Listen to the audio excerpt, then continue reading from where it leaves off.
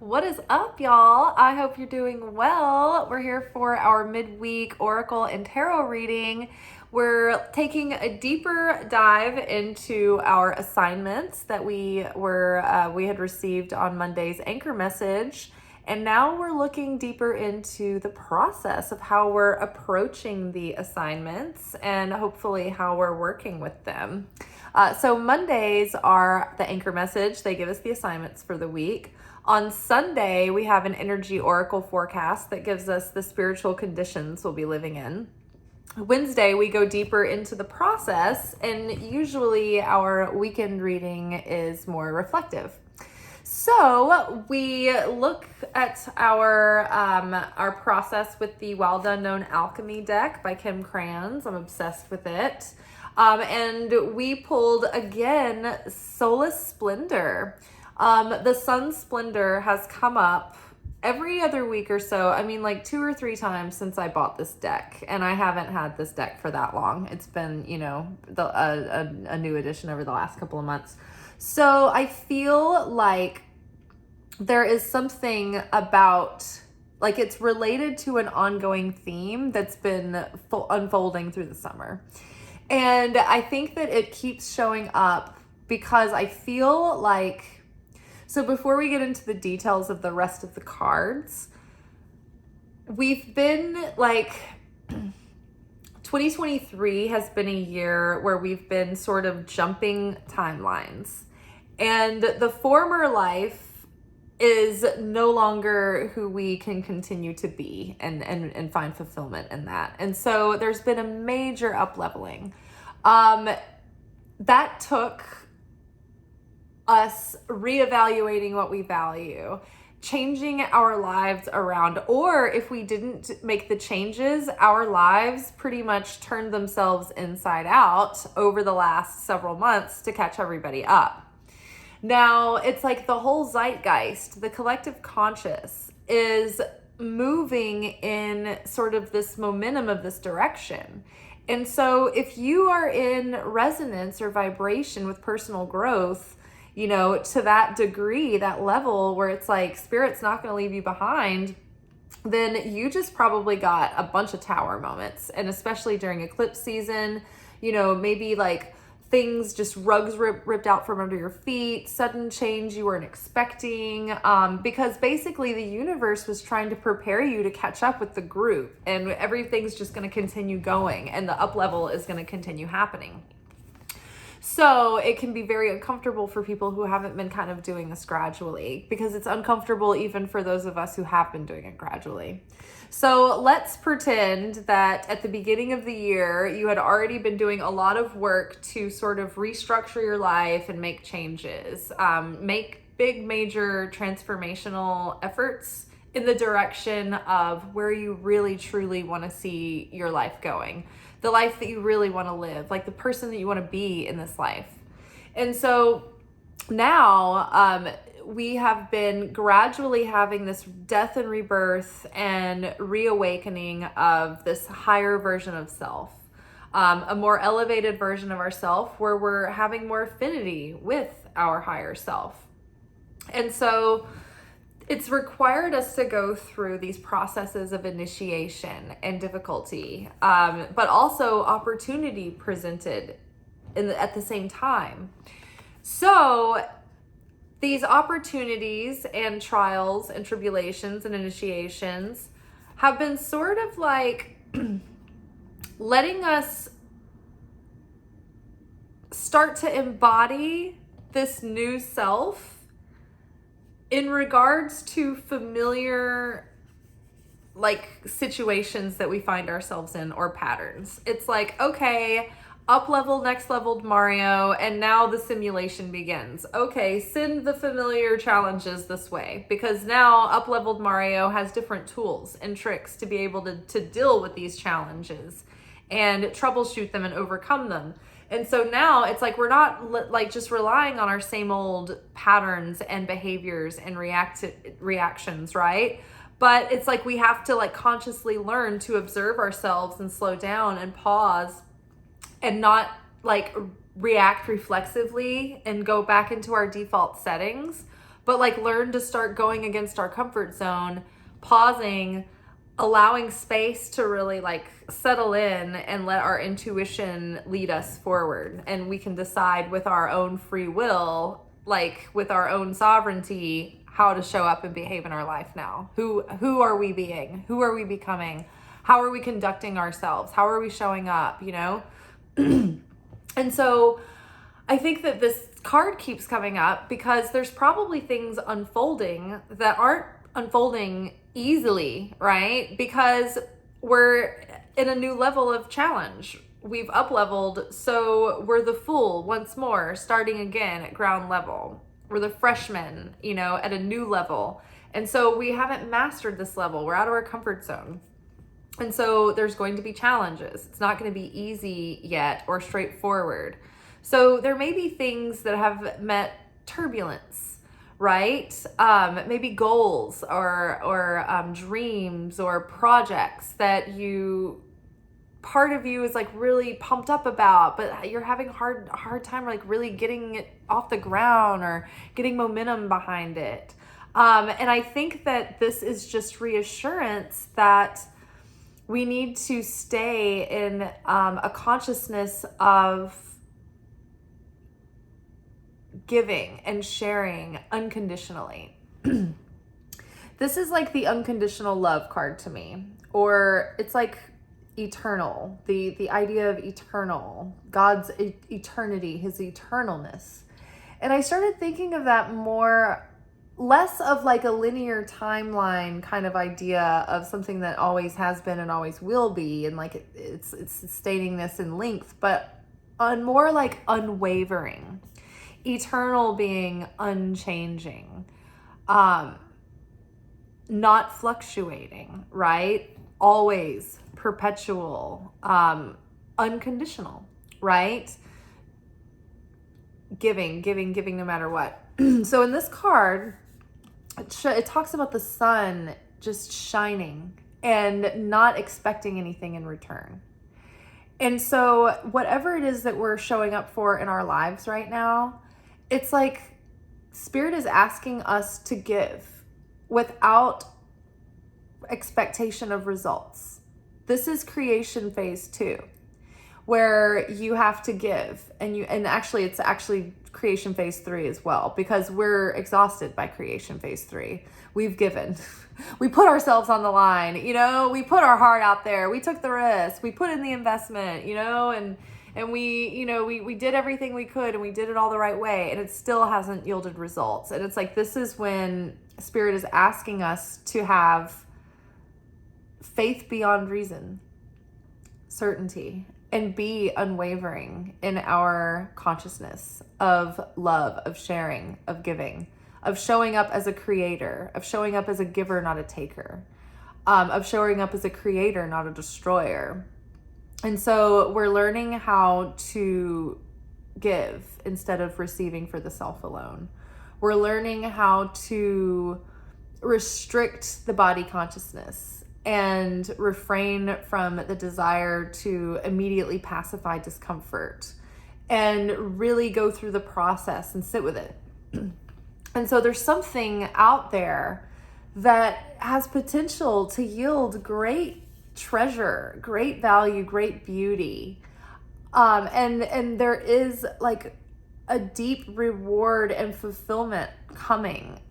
And it's here now for the taking, but we have to be in the present moment, and we have to focus our consciousness on love, on giving, on sharing, on being that unconditional, unwavering giver.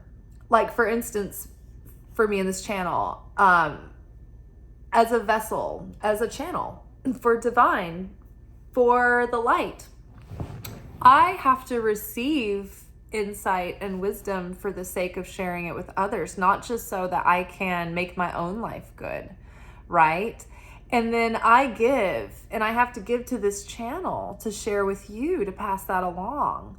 And so when I get tired and downtrodden, and I disconnect with the why, the reason that I'm here, and the thing that gives me the passion and the purpose and the fulfillment in it in the first place, I start to be like, oh, I need better numbers. I start to expect, I start to come at this from a consciousness of, I need to get in the algorithm. I need to blah, blah, blah. And it's like, in a way, it's so that I can grow the channel so that more people can see it. But like just the tiniest shift in consciousness would change that from I need to get views to I need to share this message. I need to get this out because I know that more than 40 people in the world need to be encouraged. I know that more than 40 people in the world are craving some kind of way to get in touch with their soul and learn how to follow that guidance and find a sense of purpose and fulfillment in this life. And it's just like, it's not that readily available, always, right? And so I know that I need to share that and get that out there. And it's not about getting, but it's about sharing, giving for the sake of sharing. So there may be something that you're trying to get off the ground that you're having difficulty with, or that it's, giving you some frustration. But try to let go of the control and just think of showing up as a creator consciousness, right? Not a destroyer consciousness.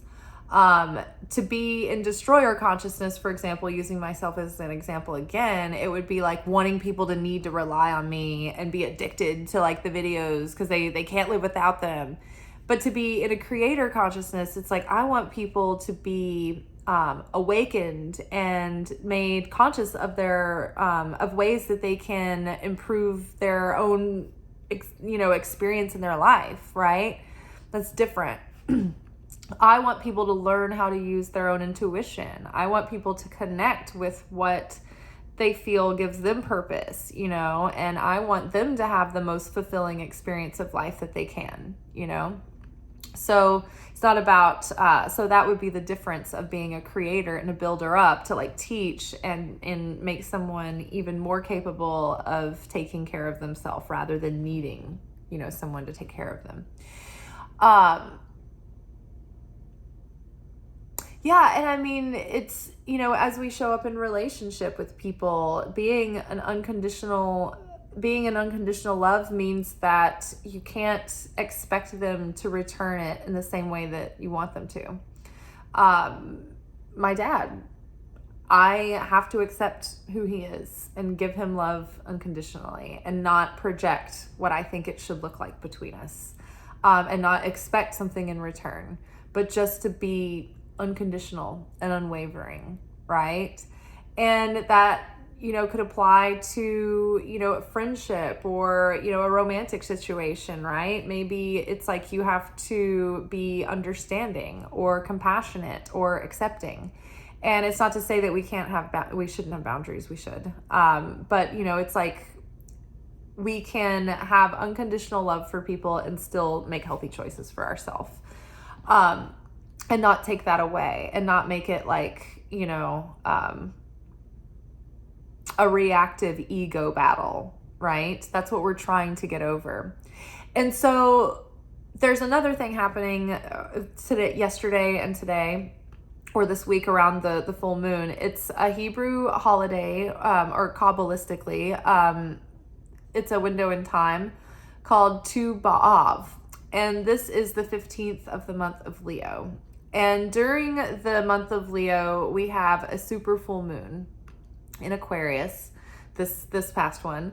But the full moon, the super moon in Leo it's like when the moon and the sun are in their fullest alignment and they're the most fully revealed, right? And so the moon represents us, the vessel, fully receiving and reflecting the light, right? The light of creator. And so during the last 24 hours has been the most positive day of the year. But that can also mean that it might have been challenging in a lot of ways, because being the most positive day of the year, it means that the most light can be revealed that day. And light is revealed when we transform our darkness. And so you may have had epiphanies and revelations today, or good blessings happen, but you may have been really triggered because last night's full moon in Aquarius, and a lot of the, astrology around it was bringing up things from our subconscious so that we could finally put an end to like the oldest patterns that have held us back up until now, but that are still holding us back. Because little by little, we're like meeting these situations, these familiar patterns again, and we're breaking in the new shoes of our new self by doing things differently than we have done before. But it takes our awareness and our presence. So, this past 24 hours, had the potential to do a lot of transformation within you. And don't feel bad if you did get triggered, but I would say look at those triggers with a lot of appreciation, because it's like they're highlighters showing you like, hey, look, this is here for you. This trigger, this pain, if you really look at this pain without getting caught up in the drama of the story, so like observe the story, observe what you're telling yourself, observe the images and the visions going on in your head when what the trigger is like, bringing up in you. But don't get sucked into the drama. Don't get sucked into the story. It might not be true, right? That story, that old tape, that old like loop that you tell yourself, it may not be even valid. And the trigger itself may have only been a booby trap set there so that you had the opportunity to see the pattern so it could be taken care of. So the trigger, whatever triggered you, could dissipate the moment that you really explore how it made you feel, and like what were the thoughts and feelings that were coming up around it, and what's really going on there. Is this something familiar? Is this something that you always sort of like go into that negative spiral of envisioning the worst case scenario? And so examine that.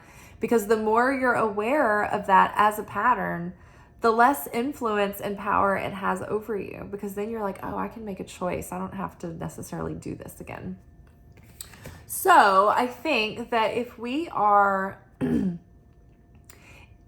a state of appreciation for what we have in the present moment, and even how things are playing out in the present moment, it's all playing out for our highest good.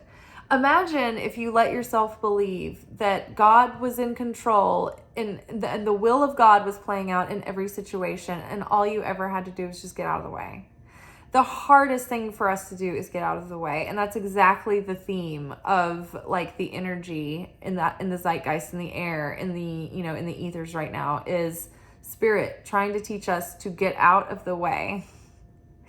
And when we run away from something, when we avoid something, like my Kabbalah teacher today, I was listening to a class and he was talking about if we run away from something, it's easy to go away from it. It's easy to put it off. It's like that's running away. When you're like, oh, I can easily avoid this, that'll be more comfortable. Then you're just running from something.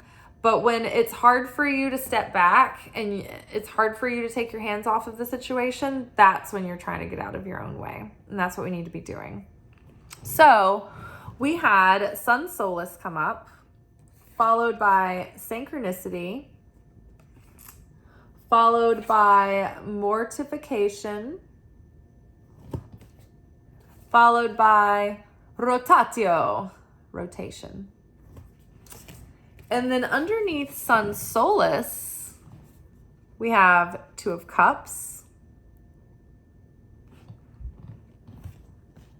Underneath Synchronicity, we have Three of Pentacles.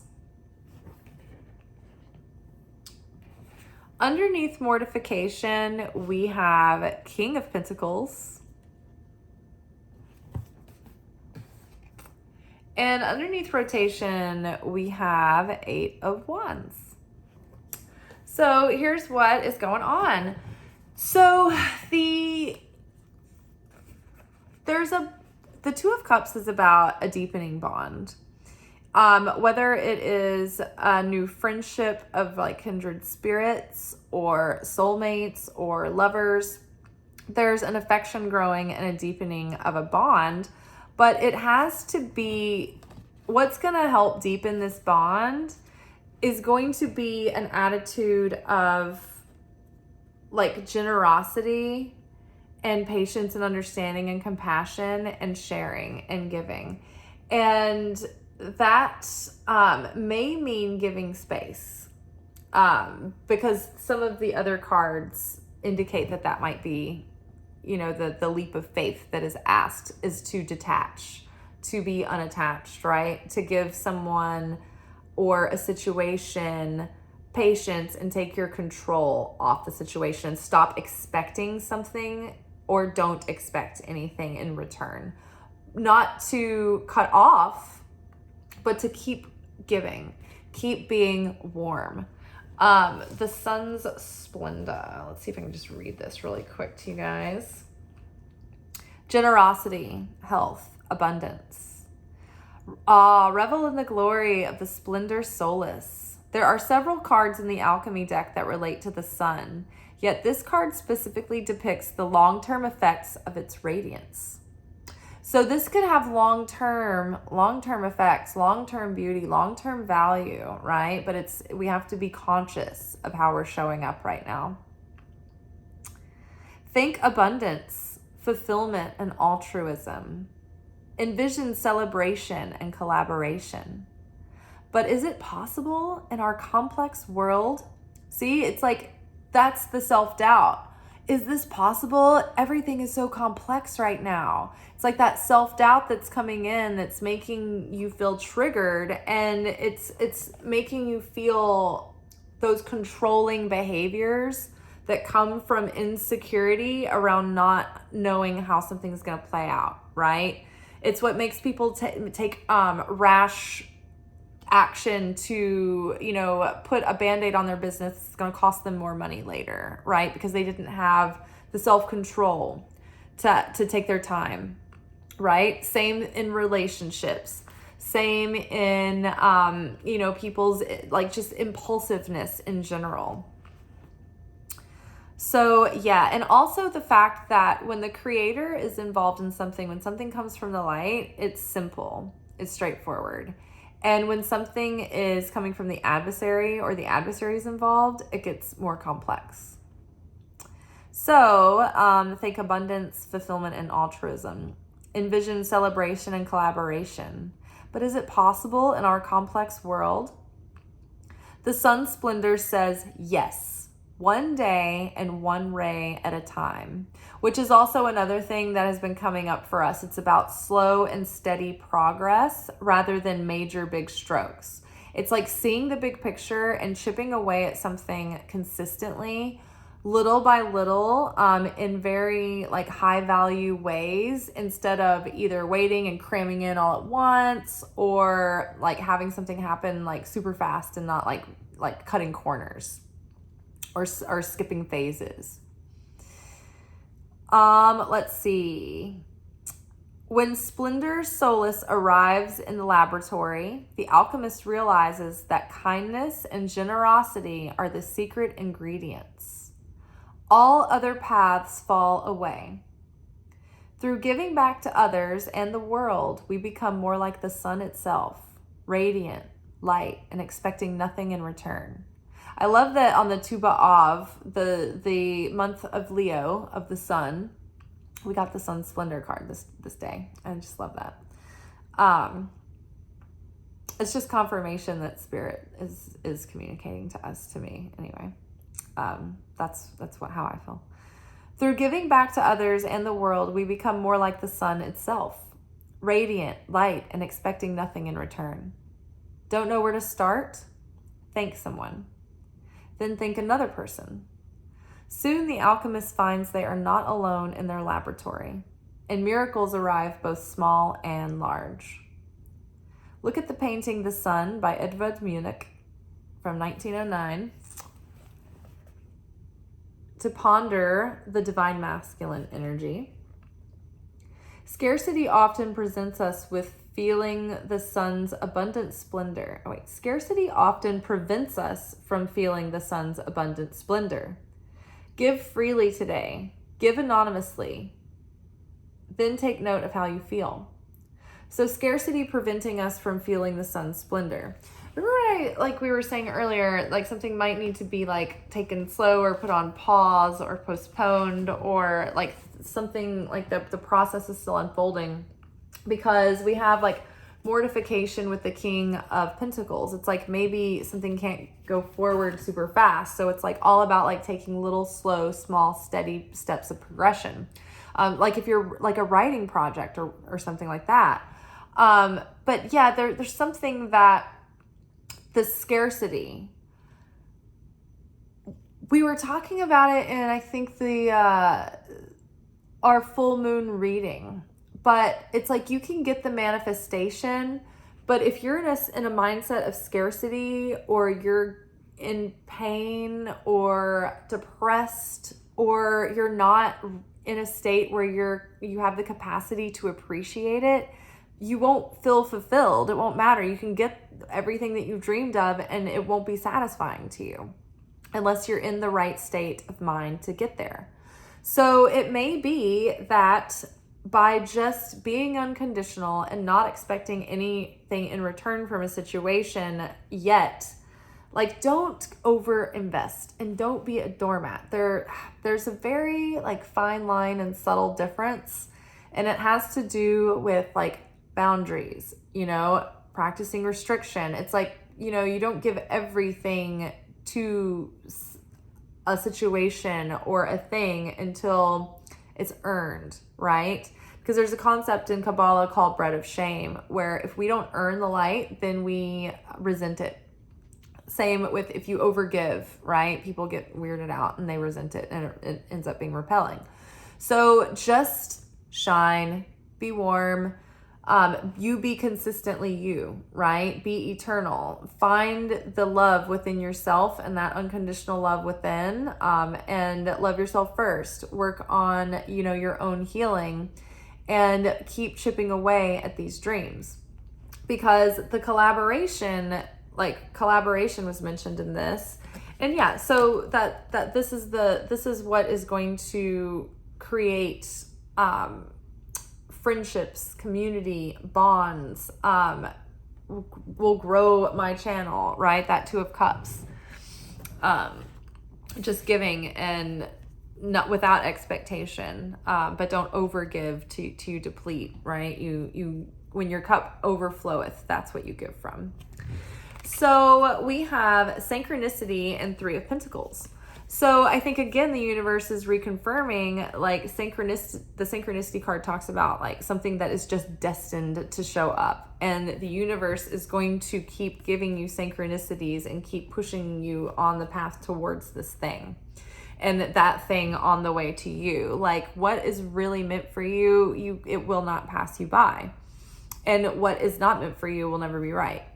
And so Synchronicity card coming up, especially with the Three of Pentacles, following a card that's talking about, high value collaboration.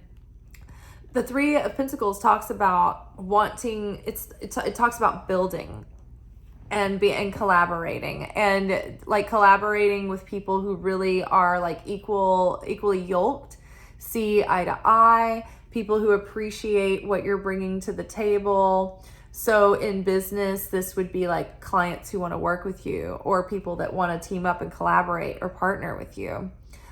People who want to like use your services and support your work. Or like in a relationship, this could be someone who sees like potential, or wants to build, or wants to grow with this person, or with an individual, or with an institution.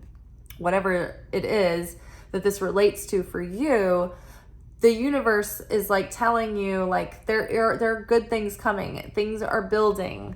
Like, bonds are forming regardless of appearances, might be deceptive. Like, things are not quite as they appear. And so although they appear very challenging, the challenges are happening for us to get to the bottom of these patterns so we don't take them into this new situation. so that we can heal them now before we move forward, which is basically what this mortification card is talking about with the King of Pentacles. The King of Pentacles is like a version of ourself where it's like we're the master of our physical world. Like we've got our, like, we're practical, we're grounded, we're level-headed, we've got our shit together.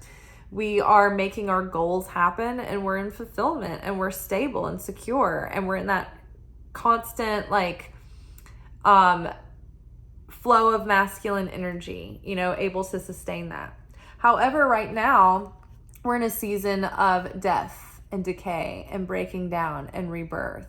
And so in order for us to really have a foot to stand on, for us to get on our feet, for us to really be able to climb the heights and pull off these moves, it's like we can really do this, and we're poised for like greatness and to pull it off. Like, look at this guy's like standing up there, he's got his balance, like he's doing well. But first, it's like we can't rush through this phase because the old patterns are dying away, but those have to sit and decay for us to process and for us to reflect and to take the revelation and to take the epiphany and then integrate that and embody it. Like, just like mushrooms, they take decay and they take it and they make it into something new that's nourishing. So this death and rebirth cycle, the dark and fertile void, is dreaded. It seems vacant and cold and unsatisfying, but the spiritual alchemist learns that this is the most fertile and ripe time for change and transformation. That's the hugest opportunity, when the pain and the discomfort and the unknown and the uncertainty are just making everything electric, and it's really getting the fire under your ass to be motivated, and it's giving you so much density to work with to change and evolve into that light, into that momentum, into that passion. So don't underestimate the value of this phase, because this is what's going to yield you the King of Pentacles. Whether it's bringing you a King of Pentacles that has to go through this process, whether you are the King of Pentacles going through this process so that you can yield a fruitful business or a fruitful relationship or whatever it is, this has to be dealt with before like this can be fully embodied. In order for the king to really like take the throne and to be successful, it requires this initiation of the death and rebirth. And this card talks about reading the story of Osiris, Isis and Osiris. All right. And then I think if we really like surrender and allow that ego death to come and surrender to the process instead of fighting it, instead of resisting it, really fully be with it in the present and really fully own it and accept it, then I think that we're going to move very quickly through this, because rotation is a card about going through patterns and going through lessons and going through cycles and going through seasons in a very like circular fashion. And it can be frustrating and monotonous because you want to get out of this like never ending cycle, right? Well, this chick is like definitely like taking flight out of her situation. The Eight of Wands is about forward movement, fast, communication, like progress, you know, even travel and excitement and being like busy, but like good busy. It's like a flurry of opportunity. So it's very positive. It's very like fiery, and like all of a sudden it's like, all right, and all systems go. So this, like we can really get the meat of this lesson, and we can really embody it, and we can finally put an end to this pattern, and we can move on quickly and heal from this quickly. But we have to really, really sink our teeth in and not avoid it. Just go deep in and lend ourselves to it and surrender to the process and let go of what wants to be let go of, right? We're letting go of the old patterns. and we are moving forward. We just have to break that old cycle. And that is what we're doing. And I think that we're all just coming along really well. And oh yes, that's what I was going to say. In the full moon workshop, if you haven't watched it, it's really good. It's so positive, and so exciting, and really truly letting us know that we're in the season of graduation. We're coming to the end of some really difficult lifelong lessons that we've had to work on. But we're coming to the other side of it. And the issues that used to plague us around self-worth and the subconscious patterns that used to hold us back, like, they're really presenting right now to be changed. And there's so much potential for us to heal those and move forward and not be under the shadow of them anymore, not be under the glass ceiling and and break through that threshold finally. But it's going to require us to get out of our comfort zone. So go back, watch the full moon workshop. Goes into depth, really great detail. And it's also telling us the pitfalls to steer clear of, because it's like some very straightforward advice. It's like, what is holding us back? It's like, boom, this exact thing. This is literally the thing that is fucking you up right now. So go watch the full moon workshop. And I hope that you guys have a great day, and I will see you a little later. Bye.